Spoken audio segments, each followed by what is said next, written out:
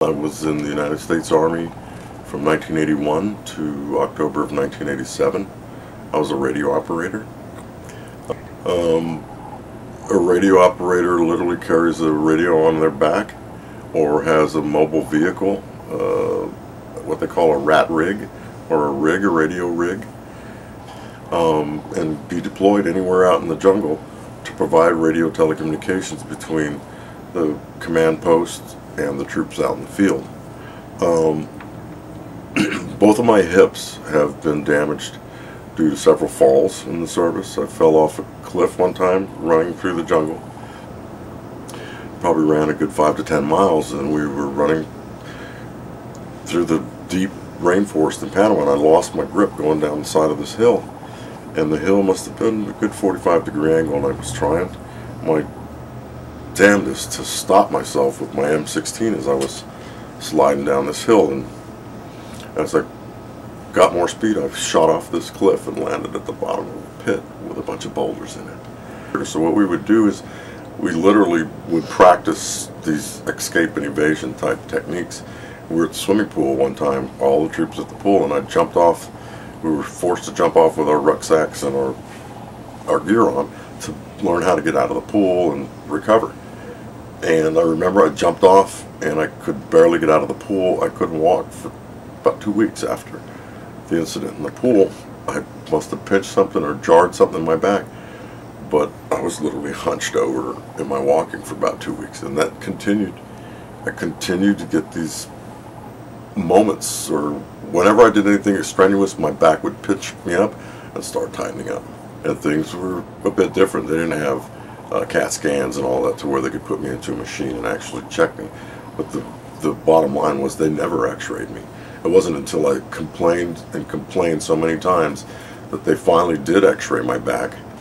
But like I said, in 2005 is when I realized I was still having problems, and it got to the point to where I kind of realized that, you know, this is all from the military and the fall. So when I went back, took the hip out, the VA doctors that replaced my hip literally wrote it in the records that this is not leg perth, this is traumatic arthritis.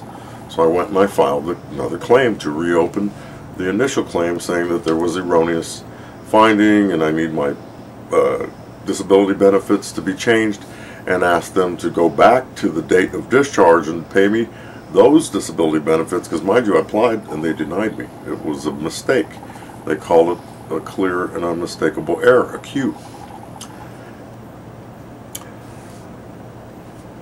Makes me feel like I served my country, and the service that I performed for them has not been taken or appreciated, and that now that I've spent my time fighting for my country, I'm being forced to again go back and literally fight my own country to get my benefits. It's kind of it's the weirdest thing I've ever seen in my life. I fought for them, but now I have to fight them to get my rights.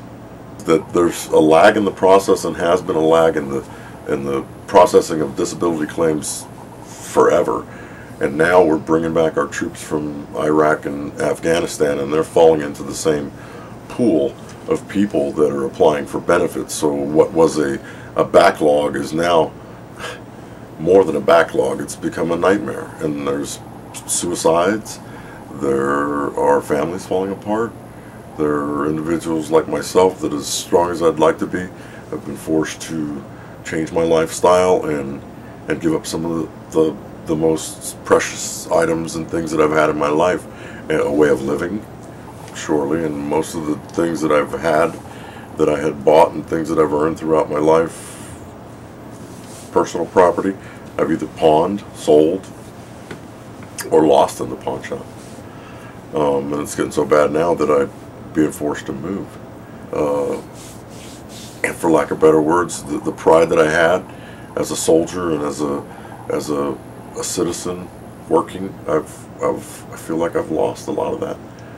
My service seems to mean nothing to my own country. There are older soldiers like myself. I'm only 51, but I know that there are many soldiers out there that have given up the fight and have literally taken their lives because they saw no end. They lost their will to fight this thing. As a United States soldier overseas and abroad, I come home thinking, okay, everything's going to be good. I'm going to get all my benefits. I felt real proud of my medals and the things that I had done, and kind of like the Vietnam veterans that came home from Vietnam and just left out there on your own to fight for yourself. And if you don't know how to fight this kind of a fight, then you lose. People are losing their lives. Compared to the normal suicide rate being maybe 7%, the suicide rate for veterans is up at 20% in the population, of the general population of this country. And that's sad. A lot of us do suffer the consequences of our service in a silent little war, and it's the hardest thing to wear these medals and to keep my pride.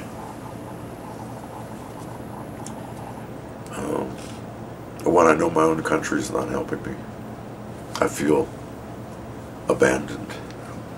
I feel cast out.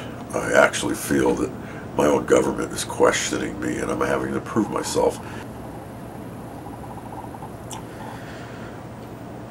Well, you see, that's kind of a catch-22, because as a service member and as a patriot or an American fighting man, and with such pride that I have, I'm proud of my son, and I know that my son is trying to be like his father, following his father's footsteps. But that scares me because I see what my footsteps have caused me, and I'm afraid that when he gets out, or if he gets injured, he may still have to fight this fight. The president said there was a silent trust, and that he felt that it was a special trust for the United States to take care of the veterans, and that trust to me is not there. I don't trust them. I don't trust that they will take care of my son. So when I talk to my son, he's all gung-ho and wanting to go fight for his country. I have mixed emotions. I tell him hoorah, but then I tell him, keep your head down, baby. Be careful. The hardest part is keeping it inside, no doubt. Yeah. And people don't understand if you try to tell them. Because I walk fairly well, they can't see the steel rods in me. They can't see the steel rods in my spine. They can't see what goes on in my mind emotionally as far as how I feel abandoned and let down by my country. And I carry on with these medals and this somewhat of a facade of patriotism and honor, because I believe in that, and I believe that that's what this country was founded on. And I respect my flag. I respect my president, as I always did, the commander-in-chief, and I have full faith in him. And that things will change, but in the meantime, there's those of us that have to sit back silently and wait. I kept telling myself 2010 is when, and then 2010 is almost over. And we're going in 2011, and I've been doing that for years. 2007, 2008, 2009, it'll be fine. 2010 is when. 2011, is that when I go to heaven or what? I think what really bothers me, or concerns me more, is those people that feel that they don't have a fight left in them, and that can't, for some reason, either get themselves out of bed or have a sponsor or someone to help them, and they slowly die. They slowly lose their hope, and they give up, and they take their lives. And I just wish there was a way that they could be heard, or that the country would reach out to that silent scream that nobody seems to hear.